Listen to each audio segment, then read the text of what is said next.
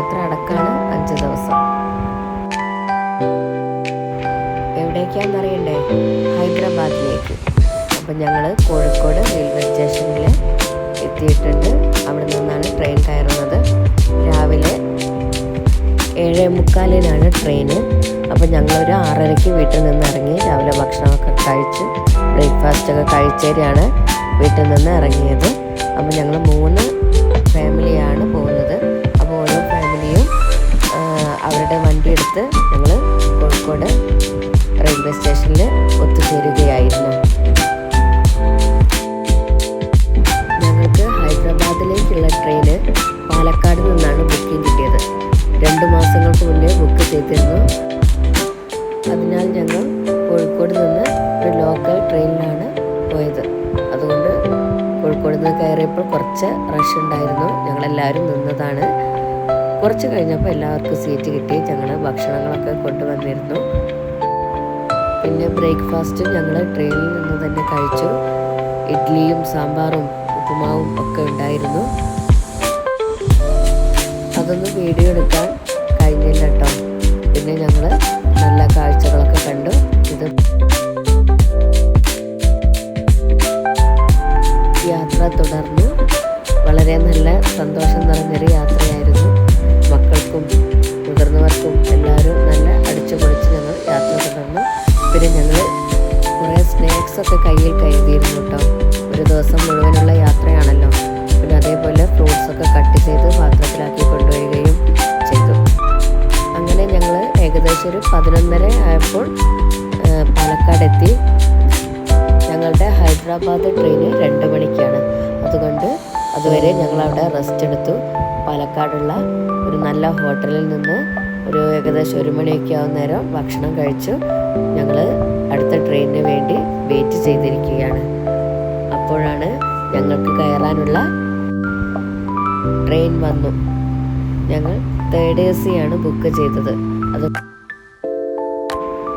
ലഗേജും സാധനങ്ങളുമായി ഞങ്ങളെല്ലാവരും ട്രെയിനിൽ കയറി. പക്ഷേ ഒരു പ്രശ്നം, എല്ലാവർക്കും ഒരേ സ്ഥലത്തല്ല നമുക്ക് സീറ്റ് കിട്ടിയത്. കുറച്ച് പേർക്കൊക്കെ ഒരേ കമ്പാർട്ട്മെൻറ്റിൽ തന്നെ പല സ്ഥലങ്ങളിലായിട്ടാണ് സീറ്റ് കിട്ടിയത്. എന്നാലും ഞങ്ങൾ എപ്പോഴും ട്രെയിനിൽ ഒരു സ്ഥലത്ത് തന്നെയാണ് വന്നിരിക്കാറ്. നല്ല കാഴ്ചകളും ഒക്കെ കണ്ട് ഞങ്ങളങ്ങനെ യാത്ര തുടർന്നു. കുറേ സ്നാക്സ് സാധനങ്ങളൊക്കെ കൊണ്ടുവന്നതുകൊണ്ട് ഞങ്ങളത് കഴിക്കുകയും ചെയ്തു. അതിനിടയ്ക്ക് മക്കളുടെ ഡാൻസും ഞങ്ങൾ കുറച്ച് റീൽസൊക്കെ എടുത്തു. കളിയും ചിരിയും തമാശകളും കാഴ്ചകളും നിറഞ്ഞ യാത്രയായതിനാൽ സമയം പോയത് അറിഞ്ഞതേയില്ല. അങ്ങനെ ഏകദേശം രാത്രിയായി ഒരു 7 മണിയായപ്പോൾ ഞങ്ങൾ ഭക്ഷണം കഴിച്ചു. ഞങ്ങൾ രാവിലെ വരുന്ന സമയത്ത് തന്നെ ചപ്പാത്തി വാങ്ങുകയും പിന്നെ ചിക്കൻ കറി വീട്ടിൽ നിന്ന് ഉണ്ടാക്കി കൊണ്ടുവരികയും ചെയ്തിരുന്നു. അതുകൊണ്ട് ട്രെയിനിലുള്ള ഭക്ഷണം പരമാവധി ഒഴിവാക്കാൻ ഞങ്ങൾ ശ്രമിച്ചു. അതുകൊണ്ട് ആർക്കും വയറിനൊരു ബുദ്ധിമുട്ടും ഉണ്ടായിട്ടില്ല.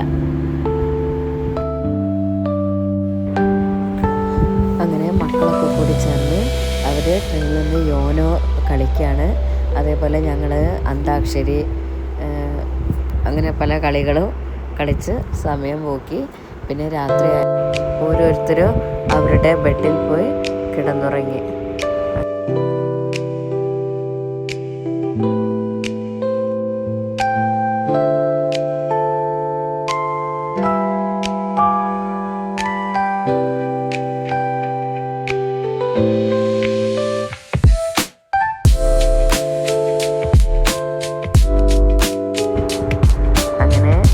നേരമെടുത്തു. ഞങ്ങളെല്ലാവരും ഫ്രഷായി പല്ല് തേച്ച് ചായ കുടിച്ചു. ചായക്ക് ഞങ്ങൾ അവലും പഴവും ഒക്കെ കൊണ്ടുവരുന്നു. ചക്കര പൊടിച്ച് ഒക്കെ കൊണ്ടുവന്നിരുന്നു. അതൊക്കെ കഴിച്ചു. ഏകദേശം 11 മണിക്കാണ് ഹൈദരാബാദ് എത്തുക. ട്രെയിന് ഹൈദരാബാദ് എത്തും.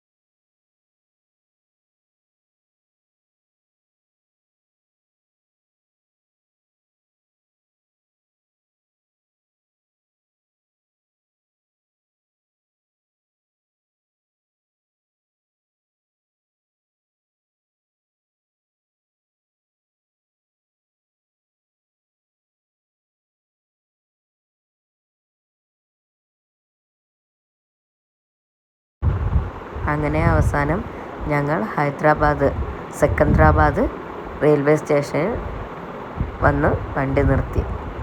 ഞങ്ങളെല്ലാവരും ട്രെയിനിൽ നിന്നും ഇറങ്ങി. ബാക്കിയുള്ള കഥകൾ നമുക്ക് അടുത്ത ഭാഗത്തിൽ കാണാം. അതുവരെ ബൈ ബൈ. Thank you.